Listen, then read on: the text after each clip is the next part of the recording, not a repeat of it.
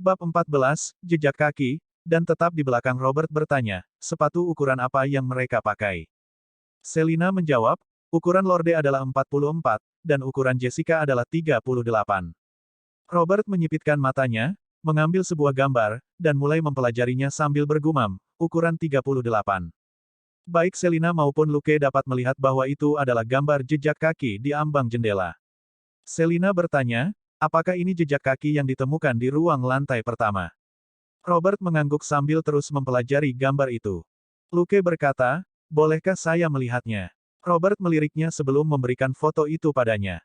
Luke mengamati gambar itu sebentar sebelum membuang muka, tampaknya sedang berpikir keras. Setelah beberapa saat, dia menarik napas dan berkata, saya pernah melihat jejak kaki ini sebelumnya. Baik Robert maupun Selina menatapnya dengan takjub. Luke melanjutkan, ini mungkin Nike Flex Essential TR. Beberapa waktu yang lalu, para pemandu sorak membeli banyak dari mereka sebagai sepatu resmi tim untuk kegiatan tim. Aku pernah melihat Jimena memakainya sebelumnya. Selina bersiul. Kamu benar-benar memperhatikan pacarmu, bahkan mengingat sepasang sepatunya dengan sangat jelas. Lukas memutar matanya. Karena harganya sangat mahal dan Jimena tidak punya cukup uang untuk membelinya. Dia bahkan meminjam $100 dari saya untuk mereka. Itu sebabnya setelah dia mendapatkannya, saya memperhatikan dengan baik dan mengingat pola di solnya. Petik 2. Robert menyela, dari mana Anda mendapatkan $100 itu? Luke, itu rahasia. Robert berkata, apakah Anda pikir saya tidak akan memotong uang saku Anda? Luke menjawab, tentu saja. Tapi aku resmi bekerja mulai hari ini dan seterusnya. Apakah Anda ingin memotong gaji saya sebagai gantinya? Petik 2. Robert menjawab, jangan lupa memberi Catherine sejumlah uang untuk biaya makan setelah menerima gajimu. Lukas. Setelah beberapa pembicaraan yang tidak masuk akal, Robert akhirnya kembali ke topik. Jadi Jessica memiliki sepasang sepatu yang sama. Lukas menggelengkan kepalanya. Aku tidak tahu. Membeli sepatu ini tidak wajib. Hanya mereka yang tertarik yang harus membelinya. Mereka tetap membayar dari kantong mereka sendiri. Ini hanya saran yang dibuat untuk memanfaatkan diskon massal yang ditawarkan toko. Saya tidak tahu berapa banyak pasangan yang dibeli dan siapa yang membelinya. Robert menggerutu, tapi tidak terlalu kecewa. Luke menambahkan, keluarga Jessica cukup kaya. Saya pikir ayahnya adalah seorang akuntan di Knox City. Robert dan Selina bertukar pandang. Luke dengan jelas mengisyaratkan bahwa Jessica mampu membeli sepasang sepatu itu. Sekarang bagaimana, Ketua? Tanya Selin. Sebenarnya, yang ingin dia tanyakan adalah apakah mereka harus pergi mencari Jessica sekarang. Bagaimanapun, dia adalah yang paling mencurigakan dari semua tersangka. Robert mengetuk meja sebelum berkata, aku akan menelepon dulu. Dia tidak menggunakan ponselnya. Sebaliknya, dia menggunakan telepon tetap kantor untuk menelepon. Ke samping, Luke terdiam ketika dia mendengar isi pembicaraan.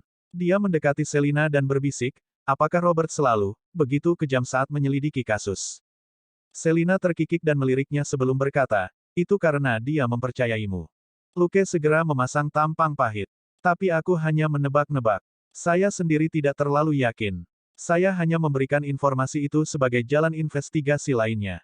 Mengapa dia bertindak langsung? Petik 2. Bibir Selina melengkung. Jangan khawatir. Kami hanya mengundang gadis itu ke sini untuk membantu penyelidikan, bukan menangkapnya dengan surat perintah. Robert tidak sebodoh yang kamu pikirkan. Kaulah yang mengatakan kata bodoh, bukan aku. Luke tiba-tiba mengubah topik pembicaraan. Hal itu membuat Selina terkejut. Baru kemudian dia menyadari bahwa Robert telah mengakhiri panggilan dan menatapnya dengan wajah cemberut.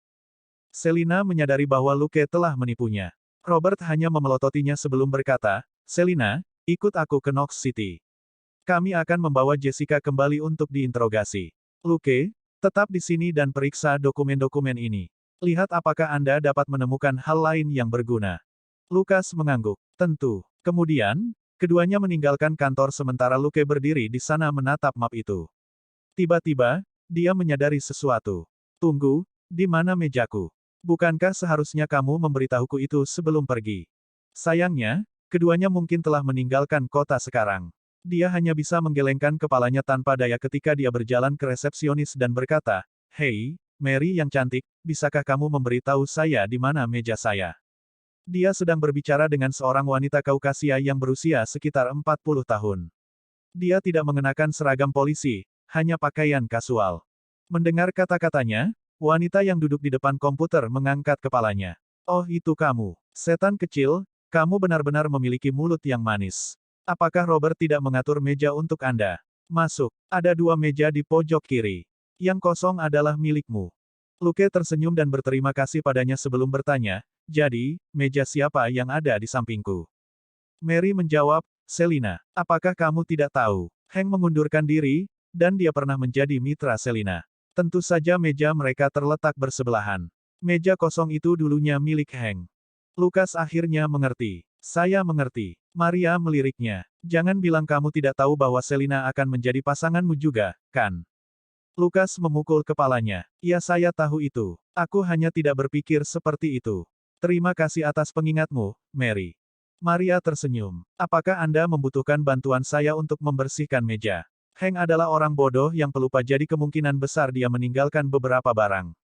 Luke berkata, tidak apa-apa. Kamu juga sangat sibuk. Aku akan melakukannya sendiri. Apakah Anda memiliki kotak kosong? Saya hanya akan memasukkan semua barangnya ke dalam kotak kosong. Petik 2.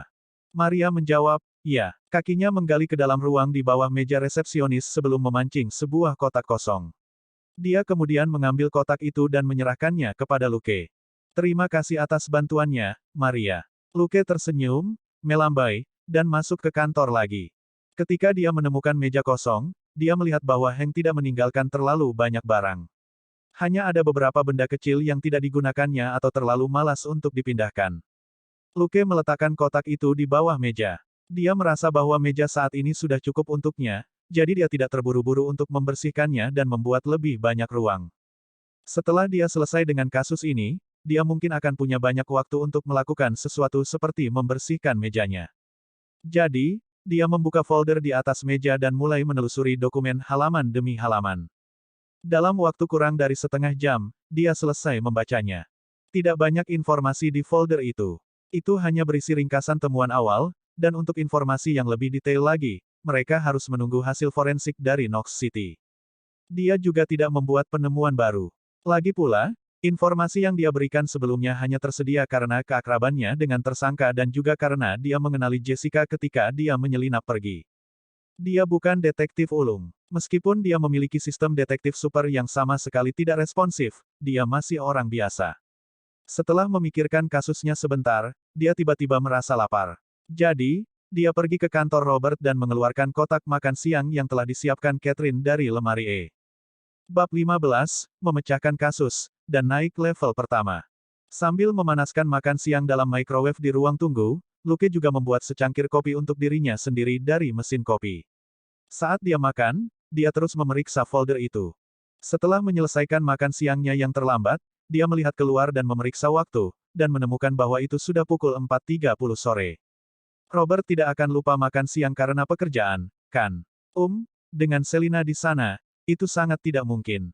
Tidak mungkin mereka berdua cukup linglung untuk melupakan makan siang, kan? Saat Luke merenungkan dirinya sendiri, Robert dan Selina kembali. Di belakang Robert adalah Selina dan seorang gadis, Jessica. Di sisi lain gadis itu adalah orang tuanya, serta seorang pria yang berpakaian formal. Pria ini juga membawa tas kerja berwarna hitam. Ketika Luke melihat itu, dia mengerutkan kening. Pria yang berjalan di belakang semua orang dengan tas kerja berbau pengacara. Luke bisa menebak identitasnya tanpa diberitahu. Tampaknya meskipun Robert telah membawa Jessica ke sini, orang tuanya juga tidak bisa dianggap enteng. Mereka langsung membawa pengacara bersama mereka. Luke merenungkan dirinya sendiri bahwa mereka benar-benar kaya. Dia dengan cepat menyeka mulut dan tangannya dengan serbet kertas sebelum membuang sampah ke tempat sampah dan melangkah maju ke arah pendatang baru. Dia tetap diam, tetapi ketika dia menatap mata Robert, dia tidak menerima petunjuk bahwa dia harus melakukan sesuatu. Baiklah, sepertinya Robert berniat melakukan semuanya sesuai prosedur. Selanjutnya, Jessica dibawa ke ruang interogasi sementara orang tuanya menunggu di luar. Secara alami, pengacara itu masuk ke dalam bersamanya juga.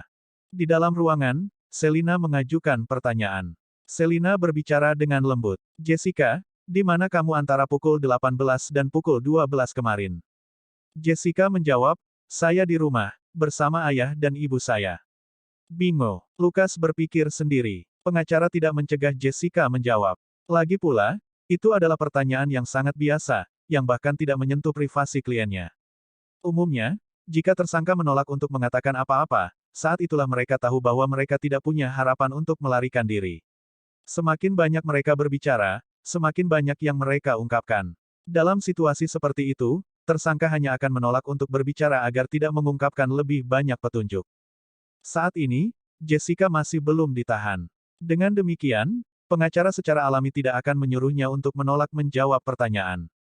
Tapi Luke percaya bahwa Jessica mungkin tidak memberitahu orang tuanya bahwa dia ada di pesta kemarin. Kalau tidak, pengacara akan mengajarinya kebohongan yang sama sekali berbeda untuk dikatakan. Interogasi berjalan lancar dan dengan kecepatan sedang, dan Selina tidak terlalu agresif dengan pertanyaannya. Dia hanya bertanya tentang hubungan Jessica dengan almarhum dan tersangka lainnya, dan bertanya apakah dia melihat sesuatu yang tidak biasa sebelum ini, dan seterusnya. Dalam waktu kurang dari 1 jam, interogasi berakhir. Robert kemudian mengirim keluarga itu pergi bersama pengacara mereka. Ketika Luke melihat mereka pergi, dia berkata dengan suara rendah, "Hanya itu." Robert menjawab, "Tentu saja. Paling tidak, kami memiliki rekaman interogasi hari ini. Itu akan menjadi bukti kuat untuk mendukung kasus kami." Itu benar. Mereka hanya perlu menemukan bukti bahwa Jessica ada di pesta itu. Dengan melakukan itu, bahkan jika mereka tidak dapat membuktikan bahwa dia bersalah, mereka akan dapat membuktikan bahwa dia berbohong. Selanjutnya, Luke tidak dikirim untuk menangani kasus ini. Sebaliknya, dia ditinggalkan di kantor dengan kerja shift dan menangani kasus dan masalah kecil kota.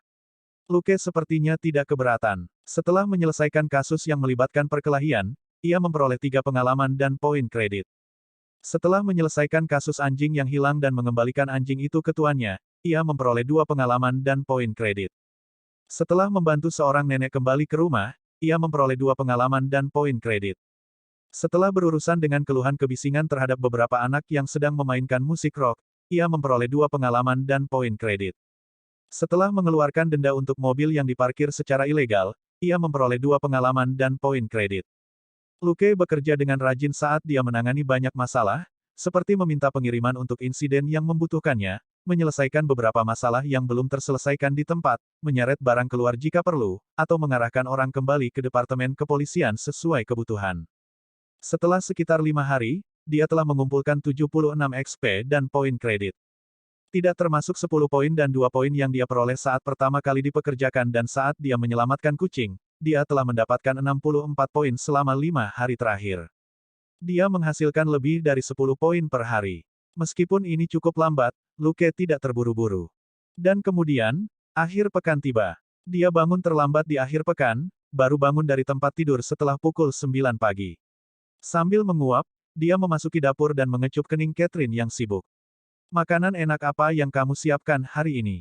Catherine tersenyum. "Steak, salad, pie apple, dan sup tomat." Lukas mengangguk. Kedengarannya sangat bagus. Bukannya dia harus melakukan sesuatu sendiri. Dia makan gratis. Apakah ada sesuatu yang buruk tentang itu?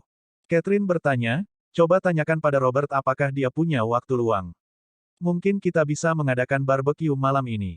Lukas menggelengkan kepalanya. "Lupakan saja, dia masih sibuk. Aku yakin dia tidak akan punya waktu luang."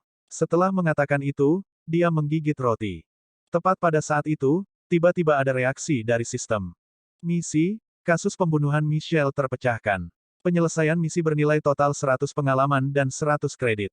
Karena kontribusi tuan rumah terhadap misi adalah 70%, 70 pengalaman dan 70 poin kredit telah diberikan kepada tuan rumah. Karena pengalaman telah mencapai 100 poin, tuan rumah telah naik level ke level 1. Itu menyebabkan Luke tersedak rotinya sebelum dia batuk, menyemprotkan roti ke seluruh meja. Kejutan ini, benar-benar membuatnya lengah. Dihadapkan dengan tatapan penasaran Catherine, Luke mengatakan bahwa dia telah dengan ceroboh tersedak roti, sebelum dia berlari keluar dari dapur dengan roti dan segelas susu. Dia duduk di kursi di depan rumah dan meletakkan susu dan roti di atas meja sebelum dia mengalihkan fokusnya ke sistem. Sistem bodoh ini tetap diam selama beberapa hari terakhir, tidak peduli apa yang dia lakukan. Satu-satunya reaksi yang dia dapatkan dari sistem adalah pengalaman dan poin kredit yang dia dapatkan dari pekerjaan polisi yang dia lakukan. Tapi hari ini, dia benar-benar naik level. Setelah beberapa saat, Luke memeriksa informasi dalam sistem, dan sangat gembira. Karakter, Luke alias, Luke Coulson. Poin stat tambahan, 3. Kekuatan, 12 ketangkasan, 11 kekuatan mental, 12. Tingkat 1 pengalaman, 46 kredit, 146 astaga. Naik tingkat. Ada poin stat gratis saat naik level. Itu adalah berita bagus. Luke menyukai sistem sederhana seperti ini. Baik, dia bisa memaafkan sistem karena kurangnya reaksi. Karena dia bisa mendapatkan poin stat tambahan, itu sudah lebih dari cukup baginya. Tetapi 100 poin telah dikurangi dari pengalamannya, hanya menyisakan 46. Adapun kreditnya, dia masih memiliki 146 poin. Jelas, pengalaman yang ditunjukkan di sini adalah sesuatu seperti bilah pengalaman, yang hanya menunjukkan kemajuannya untuk levelnya saat ini. 100 poin yang hilang telah digunakan untuk menaikkan levelnya.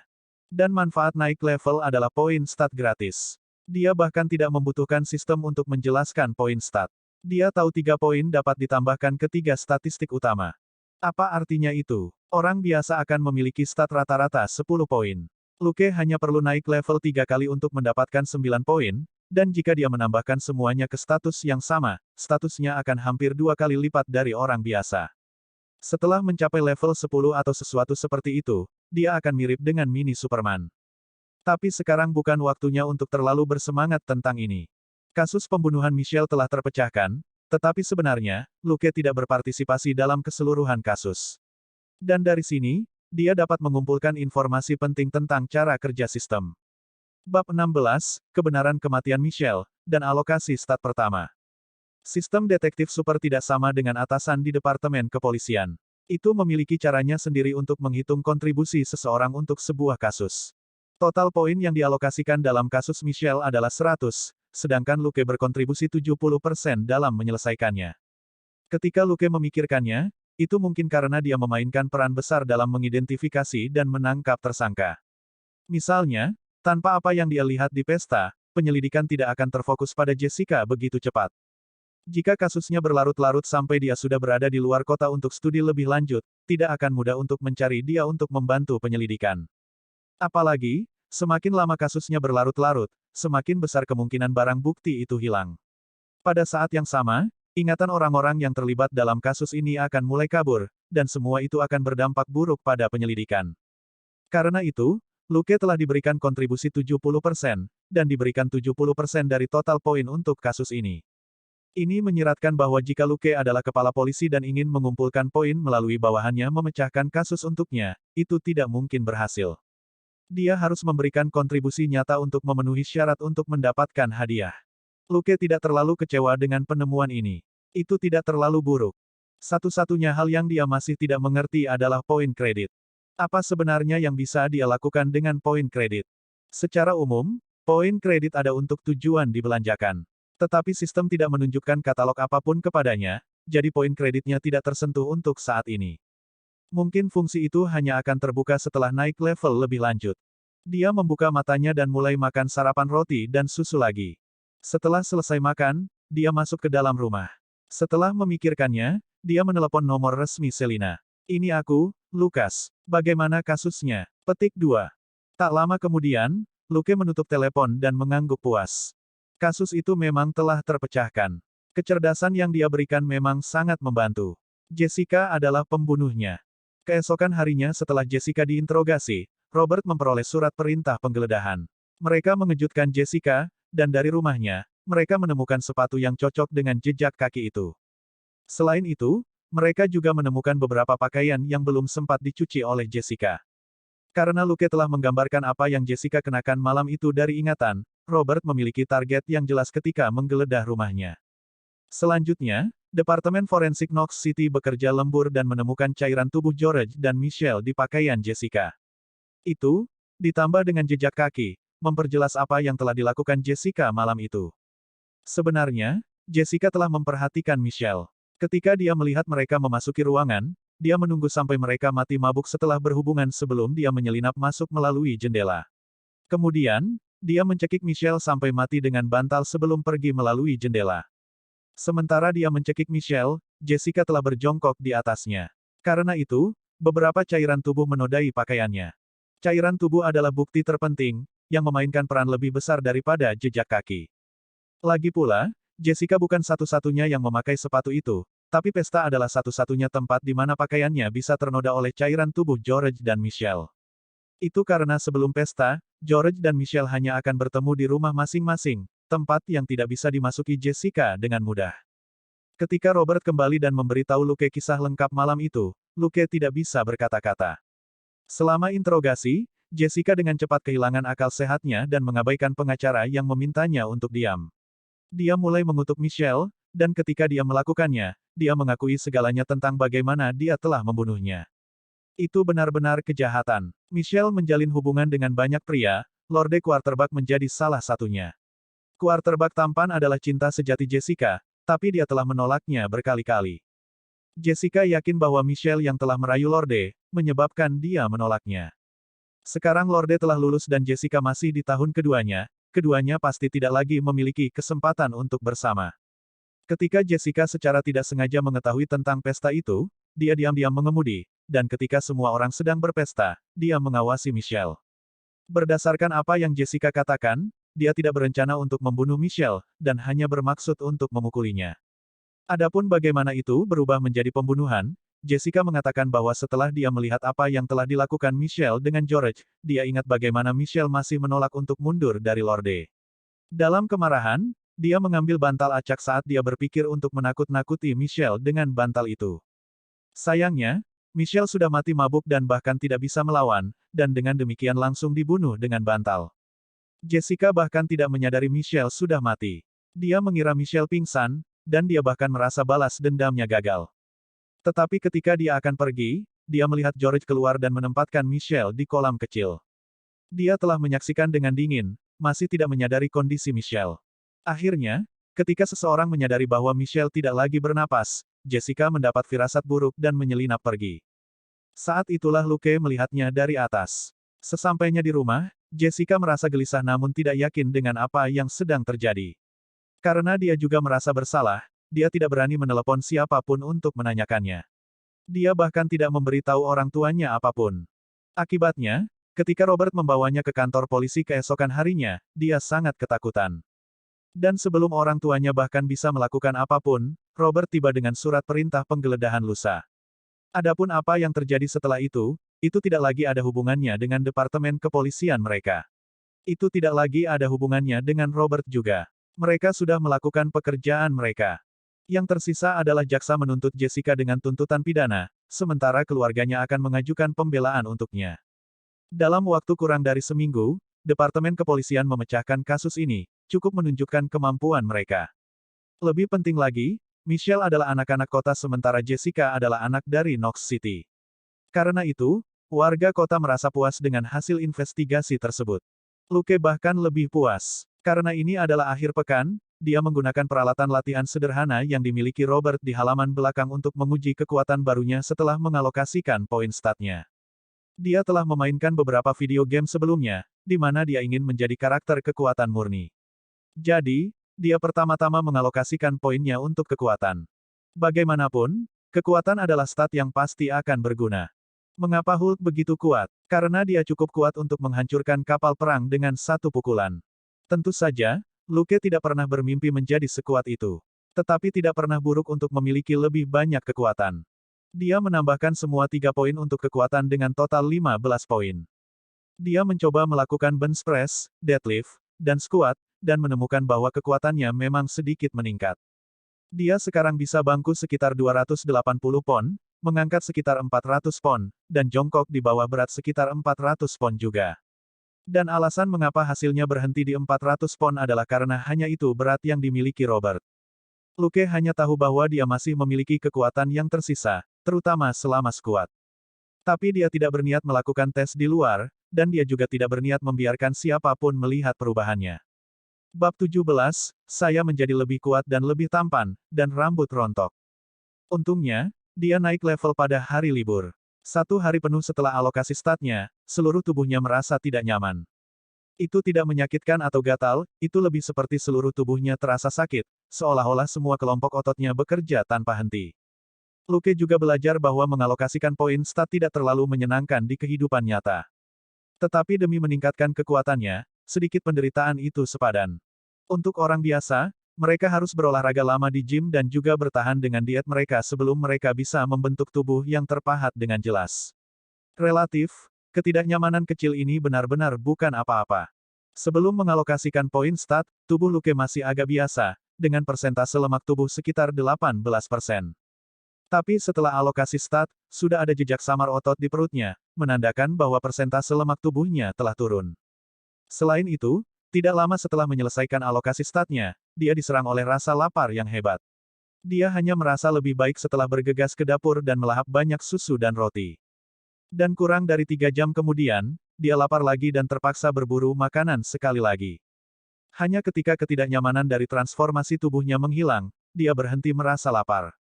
Dalam rentang 1 hari, Luke telah makan hampir 40 pon makanan. Bahkan dengan jumlah makanan yang dia makan, persentase lemak tubuhnya tidak meningkat. Sebaliknya, itu turun lebih jauh karena otot dada dan kakinya menjadi lebih berbeda. Luke mengambil pelajaran ini langsung ke hati. Kekuatan yang diperoleh dari sistem tidak datang dari ketiadaan, transformasi ini diikuti oleh konsumsi energi yang besar. Jika dia tidak menyediakan makanan yang cukup untuk dirinya sendiri, lemak yang tersimpan di tubuhnya lah yang akan dikonsumsi sebagai gantinya. Terlebih lagi, kekuatan sebagai stat adalah salah satu yang meningkatkan tubuh dan kesehatannya. Luke bahkan menemukan bahwa bintik-bintik di wajahnya telah berkurang. Dengan demikian, kekuatan sebagai stat masih memiliki hasil yang jelas meskipun sejumlah kecil poin yang dialokasikan. Selanjutnya, dia kembali bekerja. Pekerjaan polisi di kota kecil seperti ini tidak terlalu sibuk, tetapi mereka juga bukannya tidak ada hubungannya sama sekali. Jika seseorang benar-benar ingin bekerja, dia akan dapat menemukan sesuatu untuk dilakukan kapan saja. Misalnya, masalah seperti pertengkaran pasangan suami istri, atau pertengkaran tetangga, kecelakaan, orang mabuk yang membuat masalah, dan sebagainya.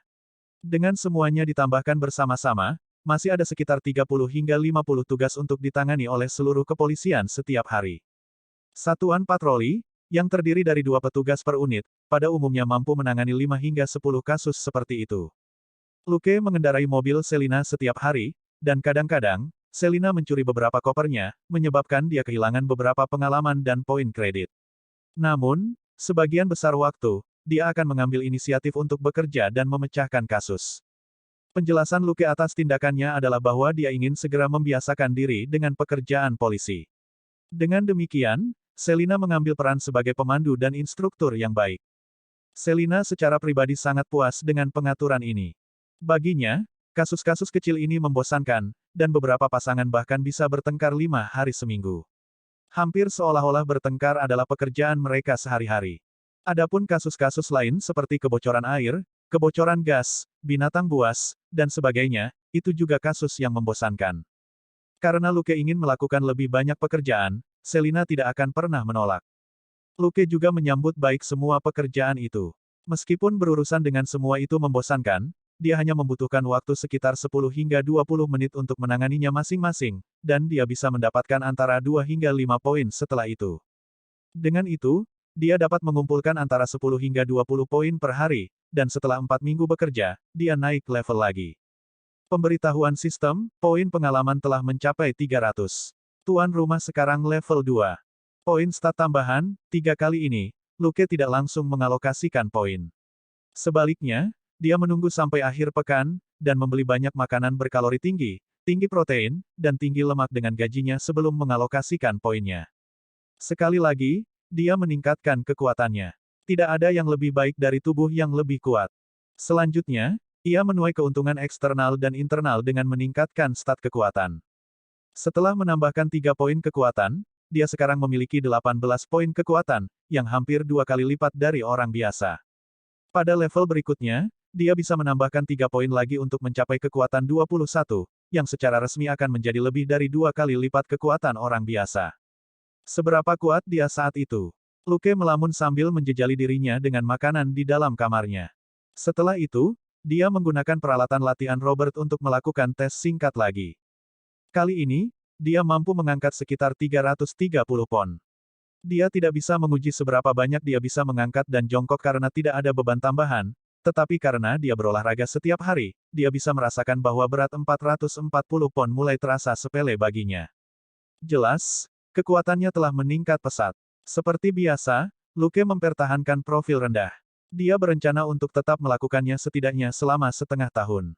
Kemudian, dia bisa mulai mengklaim bahwa dia telah bekerja keras untuk menjadi lebih kuat secara fisik. Itu akan lebih bisa dipercaya. Lagi pula, itu baru sebulan sejak dia mulai. Jika dia tiba-tiba menjadi kuat, itu akan menjadi terlalu mencurigakan. Tentu saja, itu tidak terlalu penting. Namun, Luke tidak senang mengungkapkan kartu asnya untuk dilihat semua orang. Alokasi stat kali ini memiliki hasil yang lebih jelas. Jika bukan karena Luke tidak suka pamer, dia hanya perlu mengangkat bajunya untuk memamerkan six-pack-nya, seperti para binaragawan itu, dan mungkin menarik beberapa gadis pencinta otot. Bahkan dengan dia yang tidak menonjolkan diri, Selina masih bertanya apakah dia telah berolahraga karena otot lengannya terlihat sangat bagus akhir-akhir ini. Satu-satunya hal yang bisa dilakukan Luke adalah mengubah topik pembicaraan. Lagi pula, seragam yang dia kenakan adalah seragam coklat muda lengan pendek. Di tempat yang panas seperti Texas, hanya orang idiot yang akan mengenakan seragam lengan panjang. Jadi, wajar jika dia tidak bisa menyembunyikan otot lengannya. Untungnya, otot lengan tidak terlalu mencolok seperti otot dada. Selina segera menghentikan topik pembicaraan. Setelah naik level kedua, Luke menjadi lebih rajin. Yang lain bekerja untuk gaji mereka, bahkan jika mereka mengendur sedikit, gaji mereka akan tetap sama. Di sisi lain, Luke dapat melihat akumulasi pengalaman dan penghargaan dari pekerjaan dengan matanya sendiri. Melihat dua kenaikan level terakhirnya, persyaratan naik level saat ini belum terlalu tinggi. Dia mungkin akan naik level lagi dalam sebulan. Seperti apa tubuhnya setelah dia menambahkan 3 poin lagi pada kekuatannya? Apakah dia akan terlihat seperti salah satu binaragawan super itu? Luke memperkirakan persentase lemak tubuhnya turun menjadi sekitar 15%. Kalau tidak, six-pack-nya tidak akan terlihat. Pada saat yang sama, kulitnya juga menjadi lebih sehat, dan bulu di tubuhnya juga rontok. Seolah-olah kulitnya berubah kembali ke kulit dirinya yang sebelumnya. Ya, di kehidupan sebelumnya, untuk beberapa alasan, dia memiliki kulit yang lebih baik daripada banyak wanita, dan dia juga tidak memiliki banyak bulu di tubuh. Dalam kehidupan ini, dia adalah bule. Apa yang dia tidak suka tentang tubuhnya saat ini adalah rambut tubuh. Sekarang, dengan perubahan konstitusinya setelah alokasi stat, dia merasa sangat gembira. Kerja kerasnya memberinya manfaat lain. Para perwira veteran di departemen semuanya lebih ramah terhadapnya saat ini. Tidak ada yang akan membenci rekan kerja keras, terutama ketika ini adalah rekan kerja yang tidak akan menyebabkan seseorang kehilangan pekerjaan. Jadi, semakin keras Luke bekerja, semakin mudah hidup orang lain.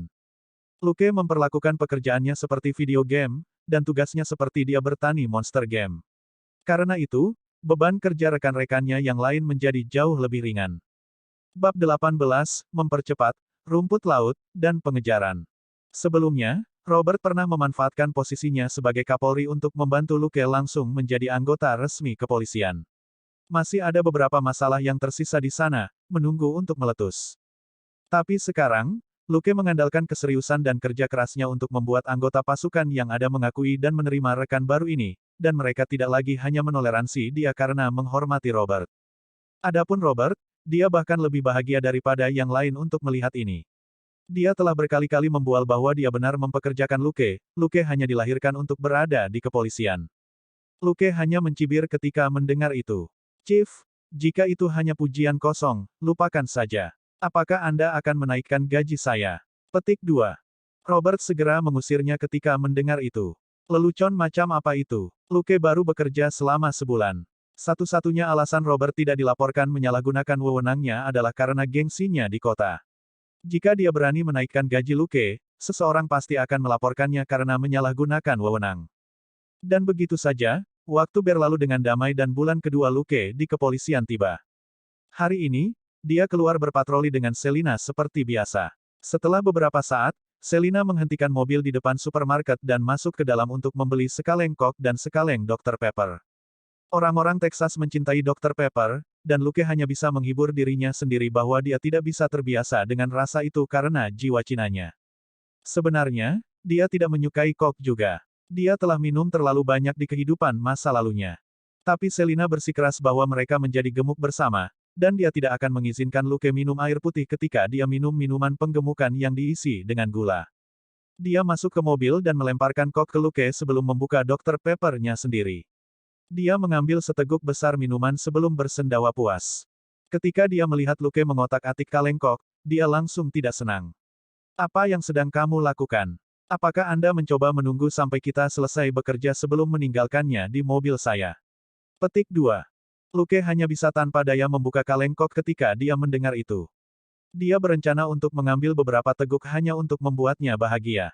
Pada saat itu, musik parau mulai bergema di udara. Jauh pada awalnya, itu semakin keras saat mendekati mereka.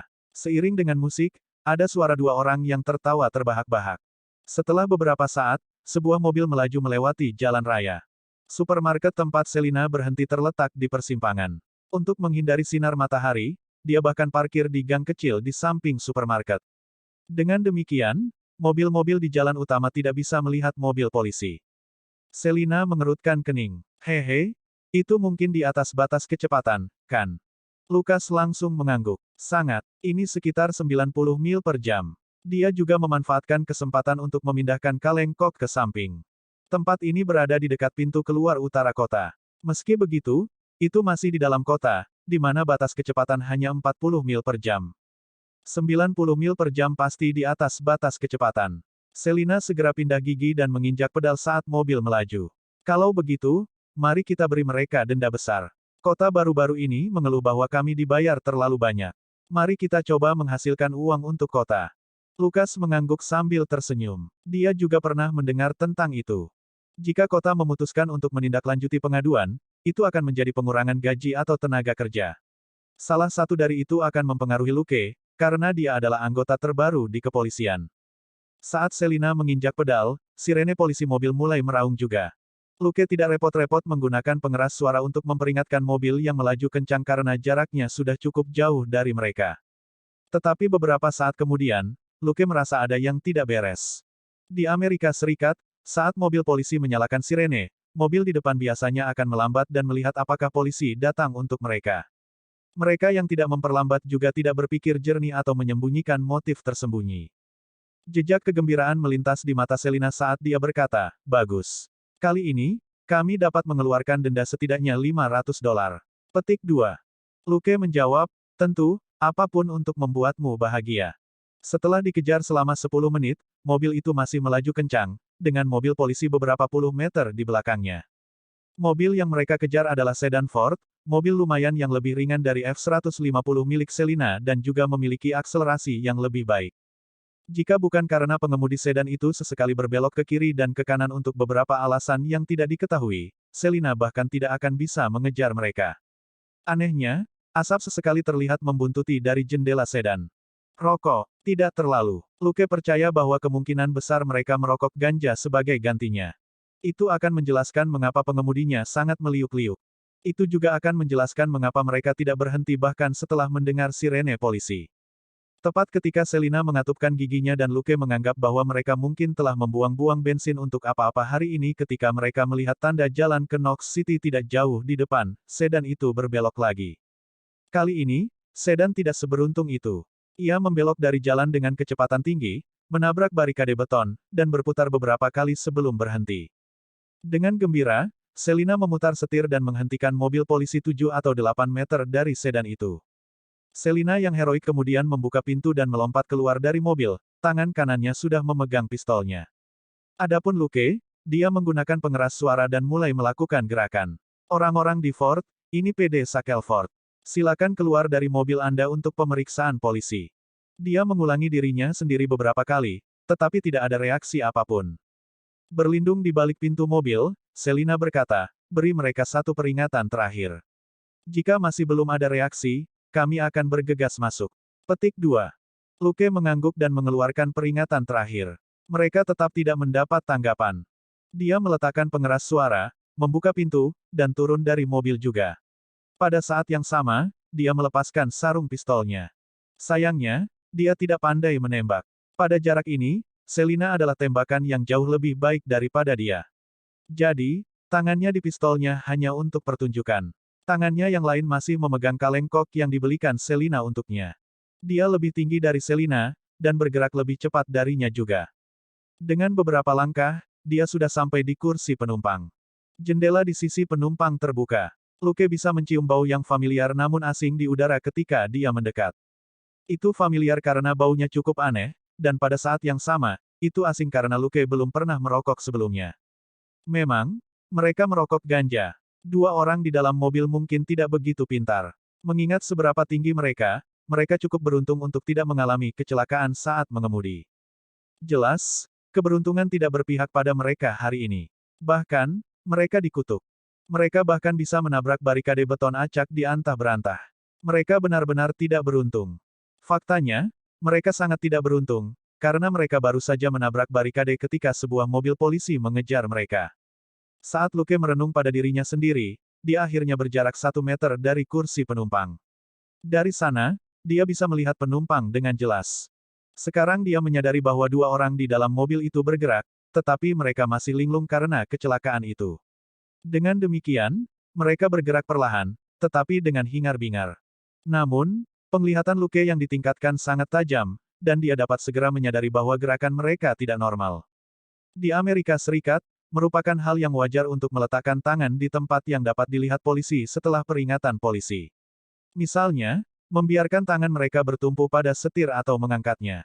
Adapun dua orang di dalam mobil, tangan mereka berada di pinggang, sepertinya mencari sesuatu. Luke segera terkejut ketika dia melihat ini. Bab 19, Penangkapan, dan Hail Besar Pertama.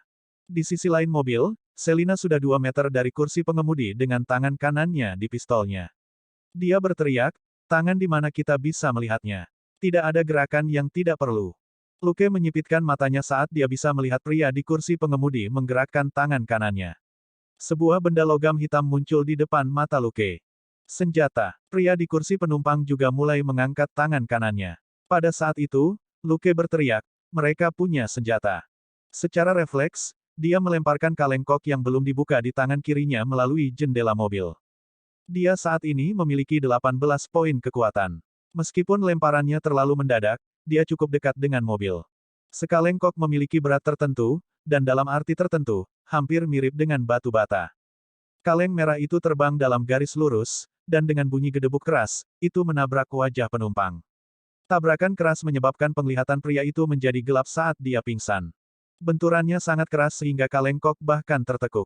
Dengan keras, kaleng itu meledak dan busa menyembur kemana-mana, membasahi wajah pengemudi dengan busa dan juga kok. Serangan mendadak tersebut membuat orang tersebut panik, bahkan ia lupa untuk mengangkat pistol di tangannya. Luke tiba-tiba melangkah maju dan mendorong penumpang untuk menabrak pengemudi. Untungnya, keduanya tidak hanya ngebut dan merokok ganja, mereka juga tidak mengenakan sabuk pengaman. Dengan kekuatan Luke saat ini, tidak sulit baginya untuk mengangkat orang dewasa. Dalam beberapa saat, satu orang tersingkir di dalam mobil sementara yang lain dibiarkan tidak dapat bergerak di bawah beban penumpang yang tidak sadarkan diri. Adapun Selina, saat Luke berteriak bahwa mereka bersenjata, dia mengeluarkan pistolnya dan mengarahkannya ke pengemudi saat dia berteriak, bekukan. Membekukan. Angkat tanganmu perlahan. Apakah Anda mendengar saya? Lakukan, atau aku akan menembak. Pada saat itu, Luke akhirnya mengeluarkan senjatanya juga. Demikian pula, dia mengarahkannya ke pengemudi melalui jendela di sisi penumpang. Sopir, yang akan melawan beberapa saat yang lalu, akhirnya agak sadar. Dengan dua moncong hitam pekat yang diarahkan tepat ke wajahnya, dia tidak punya peluang. Ini adalah Texas. Karena dia sudah menunjukkan senjatanya, jika dia berani bergerak lagi, dia yakin dia akan segera dipompa penuh timah. Meskipun pikirannya masih agak kabur, dia masih memahami kepolisian dengan baik. Jika dia berani bergerak dalam situasi ini, dia pasti akan mati. Jika dia membiarkan dirinya ditangkap, dia bisa hidup, dan bahkan mungkin bebas dalam beberapa tahun. Dia dengan cepat berteriak, tidak, tolong jangan tembak. Aku mengangkat tangan. Aku akan membesarkan mereka perlahan. Tolong jangan tembak. Saat dia berbicara, dia perlahan mengangkat kedua tangannya. Selina tidak menurunkan senjatanya. Sebaliknya, dia menahannya di satu tangan sementara dia mengulurkan tangan dengan yang lain dan menarik kunci mobil dari kunci kontak sebelum dia dengan cepat mundur 2 langkah. Keluar perlahan. Angkat tanganmu dan jangan ada gerakan yang tidak perlu, atau aku akan menembak. Sopir itu menjawab dengan wajah cemberut, tapi aku terjebak di sini karena orang ini. Selina menjawab, kamu masih harus keluar. Buka pintunya perlahan dan merangkak keluar dari mobil. Dengan demikian, pengemudi hanya bisa tanpa daya melakukan apa yang diperintahkan. Dua senjata yang diarahkan padanya berjarak kurang dari 3 meter. Dia tidak berani membangkang dalam situasi seperti itu. Dengan susah payah, dia perlahan bergerak dan merangkak keluar dari mobil setelah membuka pintu. Selina tidak melangkah maju. Sebaliknya, dia berteriak, "Di tanah. Berbaring di tanah. Tangan di kepalamu. Jangan bergerak." Saat dia berteriak, dia memberi isyarat kepada Luke dengan satu tangan. Dengan pistol terangkat di satu tangan, Luke menyeret penumpang yang tidak sadarkan diri keluar dari mobil dengan tangan lainnya. Kemudian, dia dengan cepat meletakkan senjatanya dan mengeluarkan borgolnya untuk memborgol tangan pria itu di belakang punggungnya sebelum melemparkannya ke tanah. Selanjutnya, Luke berlari mengitari mobil dan menerkam pengemudi, membuatnya tetap di tanah. Selina menyimpan pistolnya pada pengemudi dan hanya menurunkannya ketika Luke berada di atasnya. Dengan tangannya yang bebas, dia mengambil borgol dari pinggangnya dan melemparkannya. Luke menangkap borgol dan memborgol tangan orang yang berada di bawahnya. Baru kemudian dia menghela nafas lega. Selesai. Selina akhirnya menyingkirkan pistolnya, melangkah maju, dan mengusap kepala Luke. "Anak baik. Bagus sekali." Luke memutar matanya dan berdiri. "Baiklah, baiklah. Aku bukan Dolar. Dolar adalah anjing Golden Retriever Selina dan anjing yang sangat patuh." Selina tertawa terbahak-bahak dan berkata, "Kamu jauh lebih kuat daripada Dolar. Dia tidak bisa menangkap penjahat." Saat dia berbicara, dia memberi isyarat pada Luke untuk berurusan dengan pengemudi saat dia berjalan kembali ke mobil polisi. Dia mengangkat radio dan menelepon. "Meja depan, kami menangkap 2 tersangka bersenjata. Silakan kirim pasukan ke sana. Kami menduga mereka memiliki sesuatu di mobil mereka, kemungkinan obat-obatan." Adapun Luke, dia menggendong pengemudi dan menjatuhkannya di samping penumpang. Akan jauh lebih mudah untuk mengawasi keduanya di tempat yang sama. Setelah Selina selesai berbicara di radio, dia berjalan mendekat. Ketika dia melihat Luke memperhatikan keduanya, dia membungkuk dan mulai melihat sekeliling Ford yang agak rusak. Setelah beberapa saat, dia bersorak. "Oh, aku mengerti. Kedua orang ini benar-benar penjahat. Lihat apa yang kutemukan." Luke menoleh dan melihat sekantong bubuk putih. Di dalam tas besar ada lebih dari 20 kantong kecil. "Kokain?" dia bertanya. Selina mengangguk dan meletakkan tas yang dipegangnya di kursi pengemudi sebelum melanjutkan pencariannya. Selanjutnya, dari kotak sarung tangan, dia menemukan sebuah kotak berisi barang-barang seperti rokok. Dia mengendus mereka dan berkata, "Beberapa gulma. Tidak banyak." Lukas mengangguk. Dibandingkan dengan sekantong kokain, ganja itu memang bukan apa-apa. Pada saat itu, bala bantuan mereka tiba. Hanya dengan mendengarkan mesinnya, Luke tahu itu Robert. Benar saja, suara keras Robert segera terdengar. "Haha, biarkan aku melihat apa yang ditemukan anak laki-laki dan perempuan pekerja keras kita kali ini." Selina melangkah menjauh dari mobil dan tertawa ketika dia memberi isyarat pada Robert. "Kepala, kami mendapat panen besar." Robert berjalan mendekat untuk melihat. "Oh, tidak buruk memang. Dari kelihatannya, ada hampir 1 kilo di sini." Petik 2. Selin mengangguk. Hampir. Kota kecil mereka, Shackelford, adalah tempat yang tenang, dan bukan bagian dari rute penyelundupan besar manapun. Sangat jarang pemain dengan level ini ditangkap di sini. Tentu saja, di antara penyelundup narkoba sejati, jumlah yang diperjualbelikan oleh keduanya bukanlah apa-apa. Tapi untuk kota kecil, ini sudah bisa dianggap sebagai kasus besar. Apa yang terjadi selanjutnya tidak akan banyak berhubungan dengan Luke dan Selina.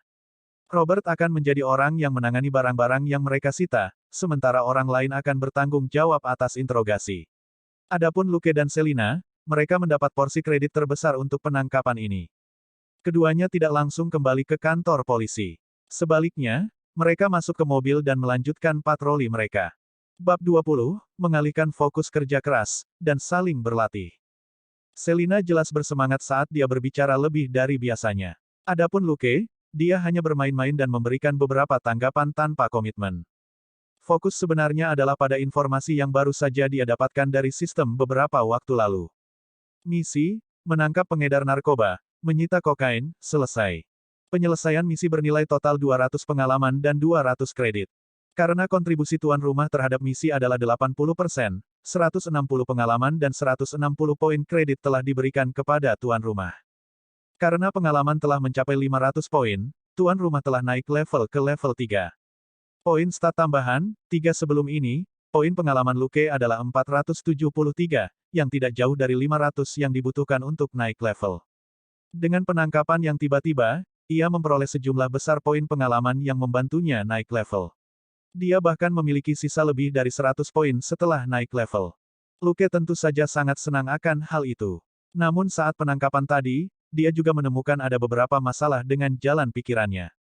Kota-kota kecil umumnya lebih damai, karena populasinya jarang, hampir semua orang saling mengenal dan hanya ada sedikit orang luar di kota ini. Untuk menyelesaikan misi, dia hanya membutuhkan tubuh yang kuat. Lagi pula, kepolisian di kota-kota kecil jarang perlu menggunakan senjata mereka.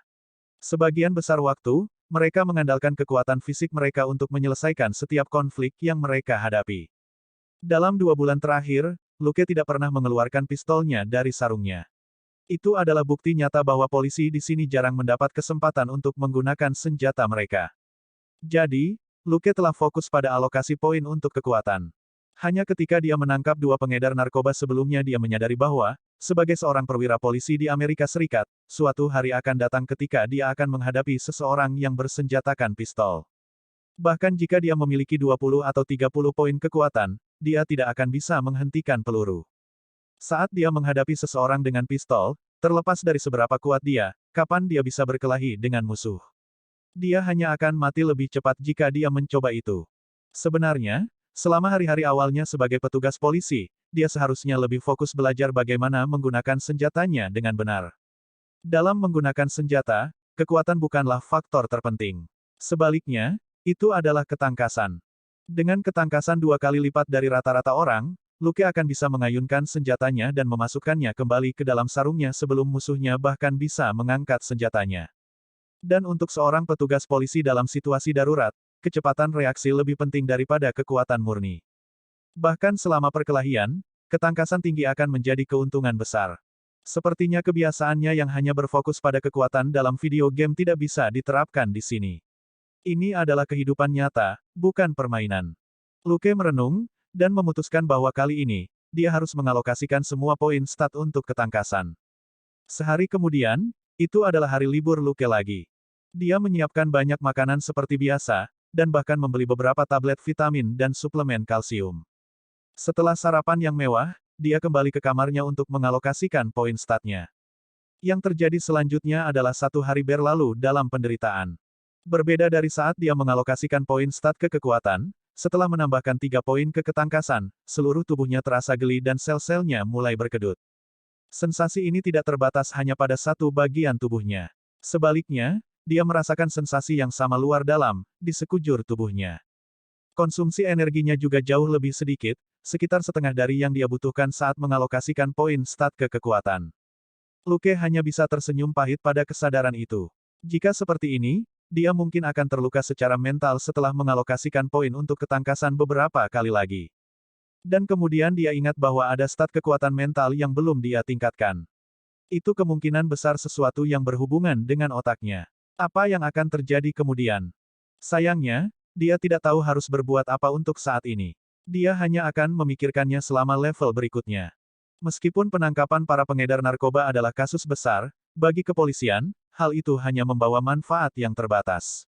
Sebagai gantinya, Luke lebih suka menangkap pedagang yang membawa uang tunai dalam jumlah besar. Uang tunai akan menjadi milik Departemen Kepolisian, dan dia bahkan akan diberi bonus individu. Di Amerika Serikat, kepolisian memiliki wewenang untuk menyita uang yang dibawa dari para penjahat yang mereka tangkap. Lagi pula, ada kecurigaan yang masuk akal bahwa uang itu digunakan untuk kegiatan kriminal. Secara resmi, mereka menyimpan sementara uang tunai. Jika seseorang ingin uangnya kembali, mereka harus mengajukan pengaduan resmi di daerah setempat, dan kasus-kasus itu biasanya ditangani oleh jaksa wilayah.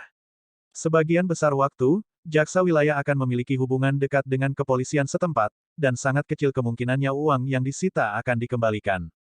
Umumnya, hanya sekitar 20% tersangka yang ditangkap meminta uang mereka kembali, dan hanya kurang dari 10% dari mereka yang berhasil mendapatkannya kembali.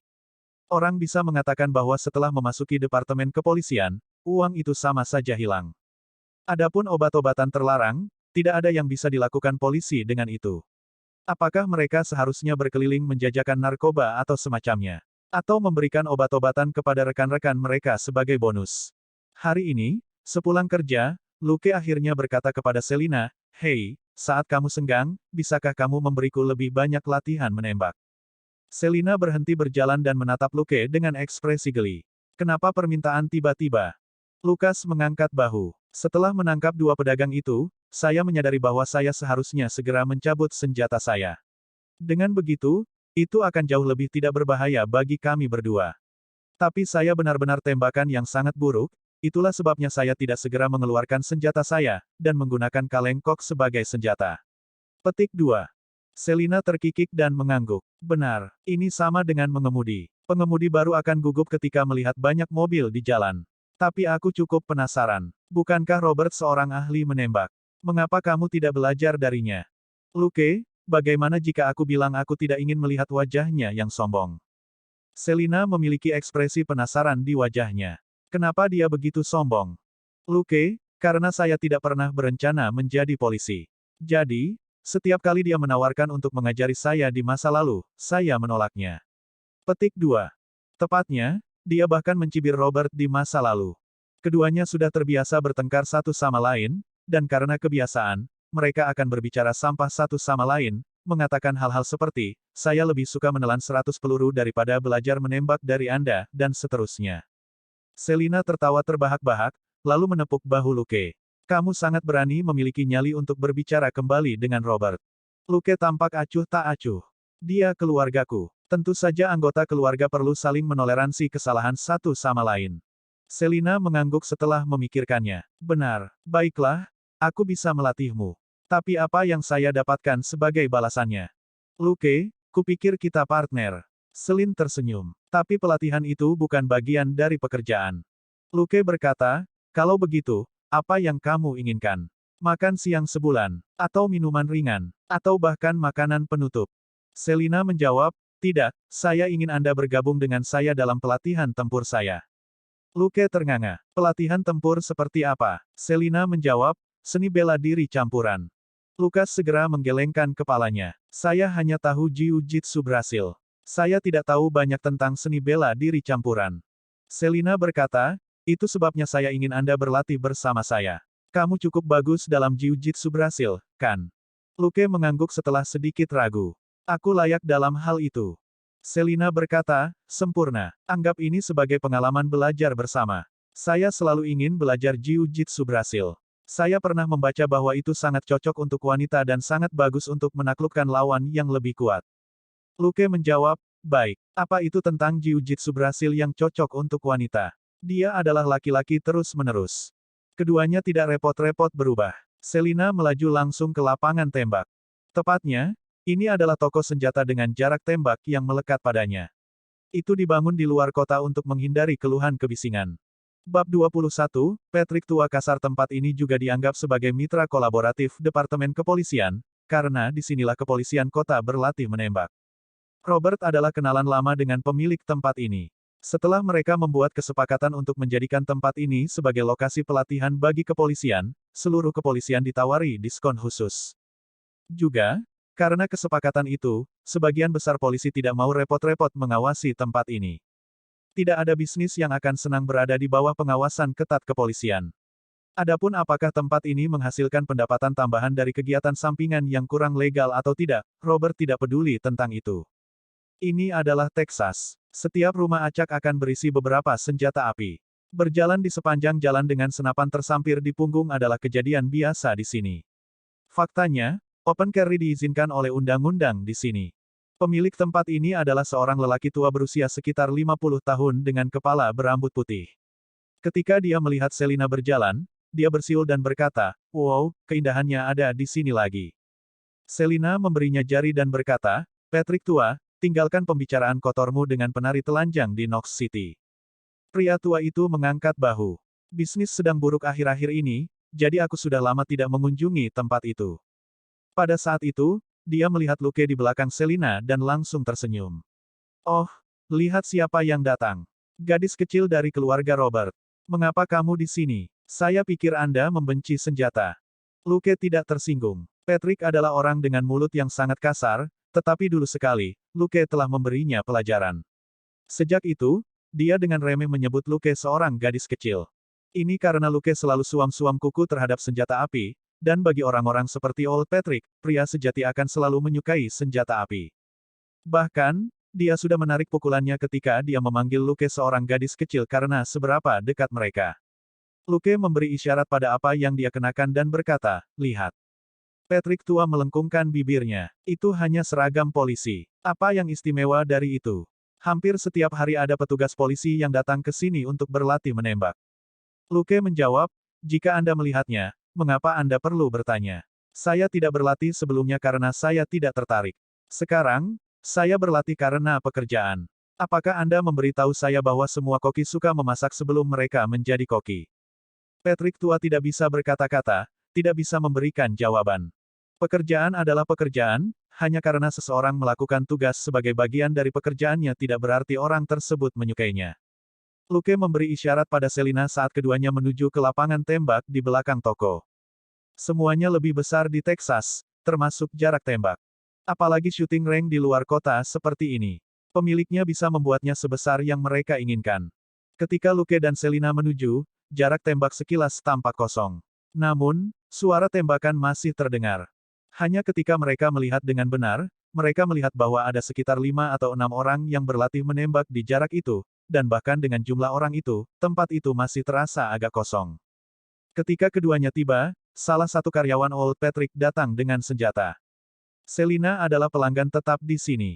Kecuali dia membuat permintaan khusus, dia memiliki persyaratan yang sama setiap kali dia di sini. Adapun Luke, Patrick tua masih menyimpan dendam terhadap orang ini yang mampu melawan kata-katanya sampai membuatnya tidak bisa berkata-kata sejak muda. Jadi, Patrick tua tidak repot-repot bertanya kepada Luke apa yang dia butuhkan, dan langsung memberinya senjata yang sama dengan yang digunakan Selina. Tapi tentu saja, Patrick tua sebelumnya masih melirik pistol yang Luke miliki di pinggangnya, dan mengenalinya sebagai salah satu senjata yang paling sering dikeluarkan untuk petugas polisi. 5 dari 10 petugas polisi akan mengeluarkan senjata ini. Lukas penasaran, apakah kita tidak menggunakan senjata kita sendiri? Selina berkata, tentu saja bisa. Tapi bukankah kamu di sini untuk latihan? Petik 2. Lukas menjawab, ya, bukankah lebih mudah untuk belajar dengan senjata kita sendiri? Lagi pula, dalam novel yang dia baca, hal-hal seperti sensasi senjata dan sebagainya sering disebutkan. Selina berkata, kamu bukan pemula yang sempurna. Tolong beritahu saya bahwa Anda sama sekali tidak tahu apa-apa tentang senjata. Luke menjawab, oh, tentu, saya tahu cara menembakkan pistol. Saya memiliki semua keterampilan dasar. Aku hanya memiliki tujuan yang buruk. Selina berkata, itu jawabanmu. Jika Anda memiliki tujuan yang buruk, tembak sampai Anda memiliki tujuan yang baik. Dan untuk memiliki tujuan yang baik, Anda hanya perlu berlatih dan menjadi baik melalui jumlah yang banyak. Sebelum Anda mencapai puncak bakat Anda, satu-satunya hal yang perlu Anda lakukan adalah menembak dan membiasakan diri dengan sensasi menembak. Luke memasang tampang termenung. Saya mengerti. Berlatihlah sampai menjadi sifat kedua. Selina bertanya, apa? Baru saat itulah Luke menyadari bahwa dia tidak sengaja berbicara bahasa Mandarin, jadi dia dengan cepat mengubah kata-katanya. Dengan kata lain, selama saya memiliki keterampilan dasar, saya hanya perlu mencapai tingkat keakraban dan tujuan saya akan meningkat seiring dengan itu. Apakah saya benar? Selin mengangguk. Iya, oleh karena itu, untuk meningkatkan bidikan Anda dengan cepat, cara termudah adalah datang ke sini dan menembakkan senjata sekitar 100 kali atau lebih setelah bekerja setiap hari. Tentu saja, jika tangan Anda dapat mengambilnya, menembakkan 200 atau 300 tembakan akan lebih baik. Dalam beberapa bulan, tujuan Anda secara alami akan meningkat. Petik 2. Lukas mengangguk. Saya mengerti. Mengapa kita tidak bisa menggunakan senjata kita sendiri? Selin memutar bola matanya. Untuk meningkatkan dengan cepat, Anda harus menembakkan ribuan, jika tidak puluhan ribu tembakan, dalam beberapa bulan. Setelah itu, Anda harus mengganti laras senapan Anda. Dan setelah itu, tujuan Anda akan terpengaruh. Lebih penting lagi, Anda perlu menulis laporan saat Anda mengganti laras. Itu terlalu merepotkan. Luke dikejutkan oleh sebuah kesadaran. Saya mengerti. Selina mengambil pistol yang disediakan oleh toko dan mulai memeriksanya saat dia berbicara. Karena itu, ketika saya datang, saya sering menggunakan senjata di sini. Adapun senjata saya sendiri, saya hanya akan menembakkannya beberapa kali setiap beberapa hari hanya untuk mempertahankan tingkat keakraban tertentu dengannya. Dengan itu, saya mungkin hanya perlu mengganti laras sekali sebelum pensiun. Petik 2. Luke, haruskah aku memujimu karena begitu pintar? Selina menatap Luke dengan curiga. Kenapa aku merasa kamu malah mengejekku? Lukas, hehe. Selanjutnya, keduanya berdiri sekitar 7 atau 8 meter dari satu sama lain dan mulai berlatih. Gerakan Selina sangat cepat. Dia telah menjabat selama 5 tahun. Dia mulai pada usia 19, dan sekarang 24. Keahlian menembaknya telah lama mencapai batas yang diizinkan oleh bakatnya. Jika potensi penuhnya adalah 100, dia saat ini sudah berusia 90 tahun. Karena itu, dia hanya perlu datang setiap beberapa hari untuk berlatih dan mengasah keterampilannya. Dalam waktu kurang dari 10 menit, dia mengosongkan 2 majalah. Dia meletakkan senjatanya, mengeluarkan majalah kosong, dan pergi untuk memeriksa Luke. Setelah menonton sebentar, dia tidak bisa membantu tetapi mulai memberinya nasihat. Luke memang belajar cara menggunakan pistol, dan dia bahkan belajar dari seorang veteran seperti Robert. Dengan demikian, ia memiliki fondasi yang stabil dan gerakan menembaknya sangat mirip dengan buku teks. Tapi dia jarang menembakkan pistol, dan minatnya tidak bertahan lama. Kehidupan nyata tidak sama dengan film aksi. Setelah beberapa hari latihan target, dia bosan dan berhenti berlatih. Karena itu, dia mirip dengan seseorang yang pernah belajar mengemudi dan memiliki SIM, tetapi masih tidak bisa mengemudi dengan baik. Saat memegang dan menembakkan pistol, dia memiliki banyak kutu yang buruk. Tanpa orang lain yang mengoreksinya, dia tidak akan menyadari kebiasaan buruk ini. Selina perlahan mengoreksi semua kebiasaan buruk itu. Saat ini, Luke dalam keadaan pikiran yang berbeda. Ketika dia belajar dari Robert di masa lalu, itu sudah menjadi hobi. Tapi belajar dari Selina sekarang, itu untuk pekerjaan. Dan dengan demikian, dia belajar dengan serius, yang menghasilkan hasil yang sama sekali berbeda. Tentu saja, bidikan Selina tidak sebaik Robert. Bahkan, tujuannya jauh lebih buruk. Itu karena dia hanya memiliki latar belakang polisi dan pelatihannya umumnya sesuai dengan cara polisi melakukan sesuatu. Dan dalam hal penanganan senjata, ada perbedaan antara kepolisian dan profesi lainnya. Bab 22, mengandalkan wajah, dan pelatihan ketika seorang prajurit menjalankan misinya, membunuh targetnya akan menjadi prioritas hampir sepanjang waktu. Dan membunuh target yang salah selalu lebih baik daripada dibunuh. Tapi polisi tidak bisa melakukan hal yang sama. Mereka harus terlebih dahulu memutuskan apakah orang yang mereka hadapi adalah warga negara yang tidak bersalah atau penjahat, dan kemudian memutuskan apakah akan melepaskan tembakan atau memprioritaskan manuver mengelak. Lagi pula, jika mereka membunuh warga biasa secara tidak sengaja, mereka bahkan mungkin kehilangan pekerjaan. Misi pertama yang diberikan Lux Super Detective System adalah resmi menjadi polisi. Dia tidak berniat kehilangan identitas ini. Pelajaran menembak berlanjut dengan latihan tanpa henti, dan Luke dan Selina menghabiskan 1 jam di sana begitu saja. Luke telah mengosongkan 10 majalah selama latihannya, dan tangannya mulai merasa tidak nyaman. Karena itu, dia memutuskan untuk berhenti. Mereka memanggil karyawan lapangan tembak untuk mengambil senjata mereka sebelum mereka menuju ke toko senjata. Luke bergegas maju untuk membayar mereka berdua dengan kartunya dan Selina tidak menolak isyaratnya. Karena dia telah menginstruksikan Luke dalam penembakannya, dia tidak merasa bersalah karena Luke membayarnya. Mulut Patrick tetap kasar seperti biasanya. Yo, apakah gadis kecil Luke juga jatuh cinta pada kecantikan? Lihatlah betapa bijaksananya Anda. Apakah Anda punya uang untuk makan malam dengan cahaya lilin dan yang lainnya setelah itu juga? Luke tersenyum dan menepuk bahu Patrick sambil berkata, Patrick, tidakkah kamu tahu bahwa aku bisa mengandalkan wajahku untuk meletakkan makanan di atas meja? Patrick bingung. Apa maksudmu? Senyum masih di wajahnya, Luke berkata, maksudku, aku tipe orang yang bisa dengan nyaman menunggu pacarku memasak untukku sementara aku bersantai di sofa dan menonton TV. Dan setelah makan, saya bisa pergi jika saya mau. Petik 2. Patrick tidak percaya. Apakah Robert tahu betapa menakjubkannya dirimu? Lukas menggelengkan kepalanya. Itu bukan intinya. Maksud saya adalah, saya tidak perlu membayar untuk wanita. Tetapi Anda, di sisi lain, perlu menghabiskan banyak uang agar seorang wanita bersedia makan malam dan berolahraga setelah makan malam dengan Anda. Petik 2. Patrick masih bingung ketika Selina mulai tertawa terbahak-bahak. Dia memeluk Luke dan mengecup pipi Luke. Nak, aku menyukaimu. Itu mengejutkan Patrick. Apakah kalian berdua serius? Luke menggelengkan kepalanya tanpa daya. Dia hanya dalam suasana hati yang baik setelah mengetahui tentang kehidupan menyedihkanmu. Itu menyebabkan Selina tertawa terbahak-bahak. Adapun Luke, dia tidak lagi repot-repot terus mengejek Patrick dan pergi bersama Selina. Beberapa menit kemudian, teriakan marah terdengar dari toko. F***, apakah Anda menyiratkan bahwa saya tidak bisa mendapatkan tindakan apapun tanpa membayar? Anda sialan King Le. Sementara itu, Selina dan Luke dengan senang hati meninggalkan toko. Ketika mereka masuk ke mobil, Selina tidak langsung mengemudi. Sebaliknya, dia berkata, ini masih pagi. Mau ikut berolahraga denganku? Luke memeriksa waktu. Sekarang pukul 6.12, kamu tidak pulang untuk makan malam. Selina tampak acuh tak acuh. Mereka akan menyimpan makanan untukku. Ayo pergi. Luke berkata, tapi sudah dekat dengan waktu makan malam di tempatku. Selina menjawab, telepon mereka dan minta mereka untuk menyimpankan makanan untukmu. Luke berkata, saya juga tidak membawa pakaian olahraga saya. Selina menjawab, pulanglah dan ambil mereka, kalau begitu. Dengan begitu, Anda bahkan tidak perlu membuang uang untuk menelepon ke rumah. Luke berpikir dalam hati, kamu berpura-pura seperti bensin gratis. Tapi sekali lagi, uang bensin bisa diklaim di mobil polisi, asalkan jumlahnya tidak melebihi batas.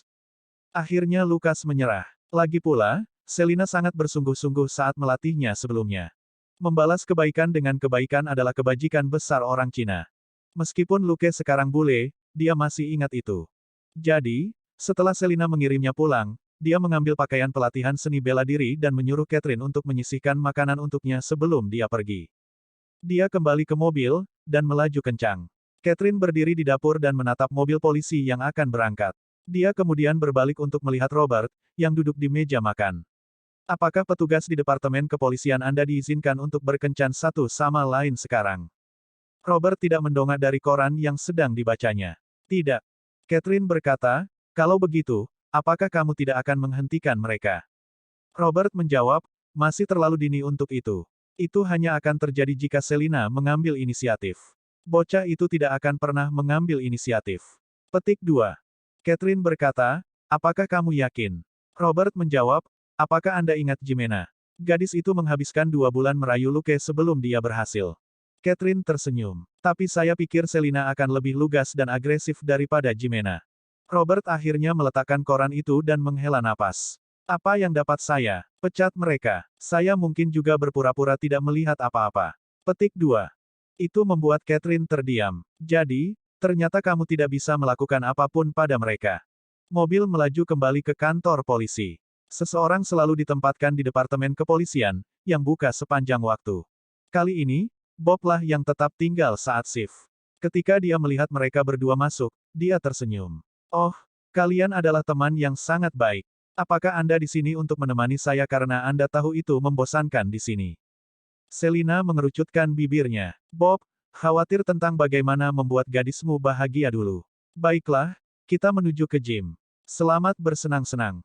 Jiwa setengah baya yang malang hanya bisa menonton dengan ekspresi pahit ketika mereka berdua pergi ke ruang bawah tanah, di mana gym kecil berada.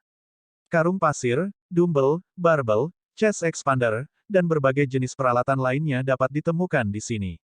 Meskipun peralatan di sini tidak dapat dibandingkan dengan apa yang dimiliki gym yang layak, peralatan dasar semuanya tersedia. Hal ini dinilai menguntungkan anggota kepolisian.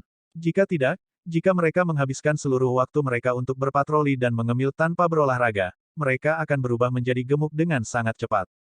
Di sudut gym ada ring tinju, tempat para petugas saling pukul ketika mereka bosan. Selina dengan santai melepas seragam dan celananya untuk memperlihatkan pakaian dalam olahraga. Lukas menggaruk kepalanya. Selina, apakah kamu tidak akan berganti pakaian? Selina melenturkan tubuhnya yang sehat dan berkata, apakah saya tidak terlihat baik? Luke menatap Selina, dan ketika dia melihat kulit kecoklatannya yang sehat dan tubuh atletis yang dipahat dengan baik, dia tersentak kagum. Jelas bahwa persentase lemak tubuhnya di bawah 20%. Bagaimana dia mempertahankan bahwa dengan jumlah Dr. Pepper yang dia minum setiap hari adalah sebuah misteri. Tetapi karena bahkan Selina tidak keberatan, Luke tidak repot-repot pergi ke ruang ganti juga. Dia mengambil pakaiannya dari tas dan berganti pakaian di sana. Dia sekarang mengenakan t-shirt tanpa lengan dan celana pendek olahraga longgar. Dibandingkan dengan pakaian yang dikenakan Selina, pakaian Luke terlalu konservatif. Selina mengangkat alisnya dan berkata, apakah kamu seorang gadis kecil? Kenapa kau menutupi seluruh tubuhmu? Luke hanya tersenyum dan tidak menjawab. Dia tidak punya rencana untuk memamerkan tubuh bagian atasnya. Jika dia melakukannya, dia tidak akan bisa lagi menyembunyikan dada dan otot perutnya yang meledak. Bagaimana kamu ingin berlatih? Dia mengubah topik. Selina menunjuk ke cincin itu. Ayo bertanding dulu. Tunjukkan padaku betapa hebatnya jiu-jitsu Brasilmu. Luke berkata dengan heran, apakah kamu yakin? Selina melompat beberapa kali, gerak kakinya sangat gesit saat dia bergerak dengan lincah, mirip dengan macan tutul yang terkendali. Iya, ayo lakukan. Luke memikirkannya dan memutuskan untuk tidak mengalahkannya terlalu parah ketika mereka berdebat. Ketika keduanya berdiri saling berhadapan di atas ring, Selina berteriak, ini aku datang. Dia kemudian bergegas membawa Luke. Jelas dia telah belajar tinju sebelumnya. Postur tubuhnya sangat mirip dengan bagaimana petinju biasa bergerak. Matanya dipenuhi dengan konsentrasi. Dia dengan cepat melangkah maju dan mengirim jab langsung ke Luke. Dengan senyum di wajahnya, Luke tidak repot-repot memblokir jab yang masuk. Tangannya masih tergantung di sisinya, dan sebaliknya, dia tiba-tiba mencondongkan tubuh ke depan. Bab 23, bergulat dengan kecantikan, dan Claire menyerang. Tinju Selina menghantam udara kosong di atas kepala Luke sementara Luke meraih pinggangnya dengan lengannya dan langsung membawanya ke tanah dengan kekuatannya yang besar, seolah-olah dia adalah boneka yang tak berdaya. Sebelum Selina bahkan bisa bereaksi, Luke menggeser tubuhnya dan melingkarkan lengannya di salah satu tubuhnya sementara kakinya melingkari dadanya untuk mencekiknya. Luke berkata, Selina, kamu kalah. Selina menjawab, saya belum menyerah. Luke menjawab, tentu, cobalah bergerak. Selina mulai berjuang, hanya untuk menemukan bahwa dia bahkan tidak bisa mengalah. Lengan kanannya dikunci sepenuhnya oleh Luke, dan kakinya menahan tubuhnya di tanah. Adapun tangan kirinya, tidak bisa mengerahkan kekuatan sama sekali di posisinya saat ini. Setelah berjuang selama setengah menit, dia berkata tanpa daya, baiklah, lepaskan aku. Luke melepaskannya dan berdiri sebelum membantunya berdiri sambil tersenyum. Saya pikir Anda berlatih seni bela diri campuran. Jika demikian, Anda pasti sudah cukup familiar dengan armlock, kan? Selina menjawab, saya belajar dari sepupu, tetapi dia sibuk mempersiapkan diri untuk bergabung dengan UFC. Bagaimanapun, dia belum mengajari saya kunci lengan. Petik 2. Lukas tidak bisa berkata-kata. Jadi, apa yang kamu sebut seni bela diri campuran sebenarnya adalah sesuatu yang kamu pelajari dari sepupu yang bahkan belum masuk UFC.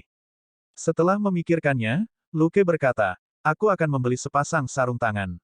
Anda dapat mencoba meninju mereka. Petik 2. Selin mengangguk. Spar pendek sebelumnya mengajarinya bahwa keterampilan kecil apa yang dia miliki masih jauh dari cukup untuk melawan Luke. Selanjutnya, suara teredam terdengar di ring saat dia mulai meninju sarung tinju.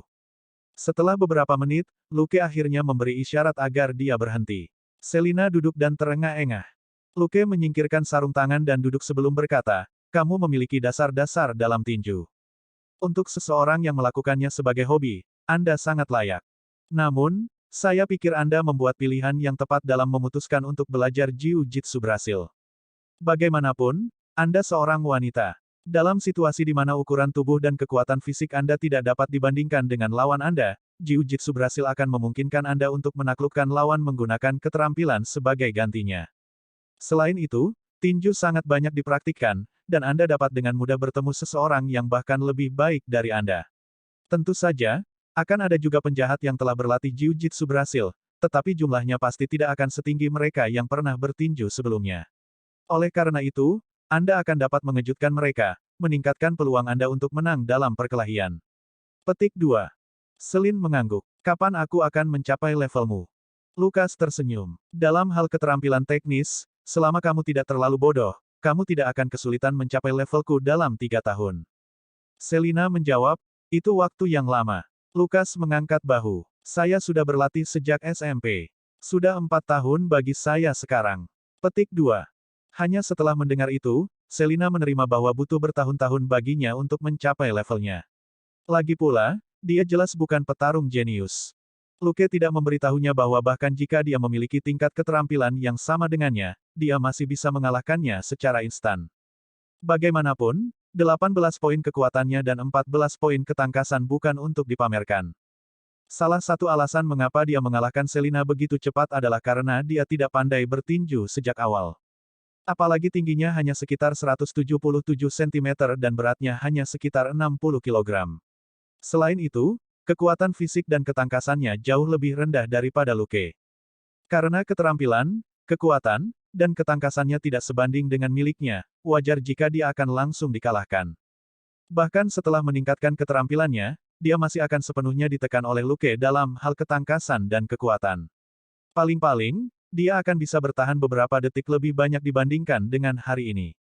Kemudian lagi, tidak perlu menceritakan semua itu padanya. Itu akan terlalu mengecilkan hati, dan bagaimanapun juga, Luke tidak akan menjadi salah satu musuh yang akan dihadapi Selina di masa depan.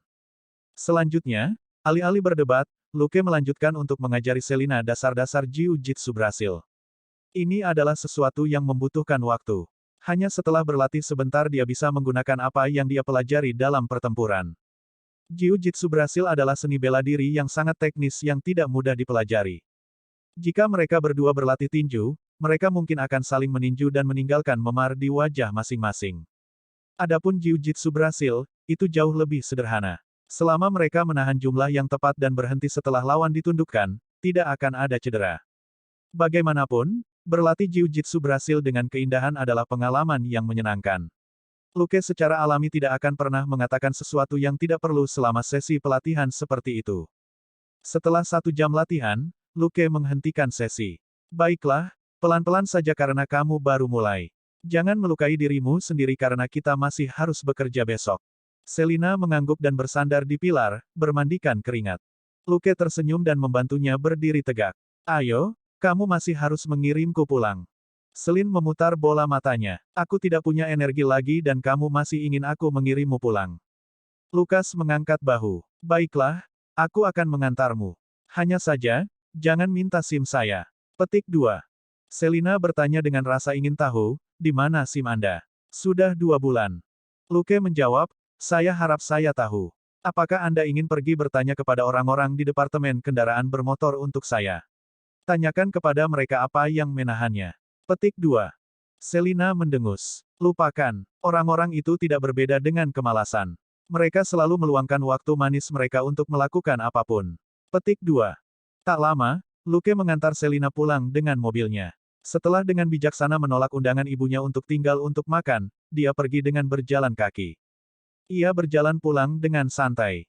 Secara umum, di Amerika Serikat, berada di luar pada malam hari agak berbahaya, bahkan di kota kecil seperti ini. Tetapi Luke adalah seorang perwira polisi dan dipersenjatai dengan pistol. Dia ragu apakah ada orang yang cukup berani untuk merampoknya. Jika dia berkendara dari tempat Selina ke rumahnya, itu hanya akan memakan waktu beberapa menit. Dengan berjalan kaki, itu lebih dari 20 menit. Luke tidak terburu-buru. Dia berjalan santai di sepanjang jalan dan bahkan meluangkan waktu untuk membantu seorang gadis mengangkat sepedanya keluar dari saluran pembuangan. Terlepas dari rasa terima kasih gadis itu, dia juga memperoleh 2 pengalaman dan poin kredit dari perbuatan itu. Ketika dia hampir sampai di rumah, dia melihat sosok yang dikenalnya berdiri beberapa ratus meter jauhnya. Luke tertawa terbahak-bahak saat melihat siapa orang itu. Itu adalah Claire. Gadis nakal ini sekarang duduk di kelas 2 sekolah menengah atas. Dia sedang bermain skateboard di luar rumah mereka. Dari gerakannya, jelas dia cukup bagus dalam hal itu. Luke tidak memanggilnya, tetapi terus berjalan ke arahnya. Tiba-tiba, sebuah mobil melaju dari seberang jalan. Mobil tiba-tiba berhenti di samping Claire. Kemudian, sebuah kepala muncul dari mobil, seolah-olah seseorang menanyakan arah. Luke mengerutkan kening ketika dia melihat itu. Dia telah menjadi polisi selama 2 bulan.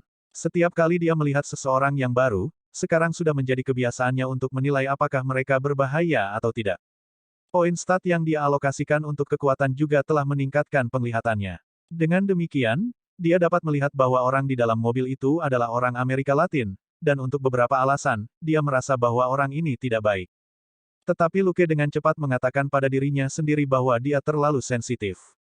Selanjutnya, pintu mobil tiba-tiba terbuka. Seseorang mengulurkan tangan dari belakang untuk menarik Claire ke dalam mobil. Wajah Luke jatuh saat dia dengan cepat bergegas ke depan. Tapi penculiknya jelas sudah merencanakan sebelumnya. Meskipun Claire secara naluriah berjuang, dia masih ditarik ke dalam mobil. Sudah terlambat. Lukas semakin cemas.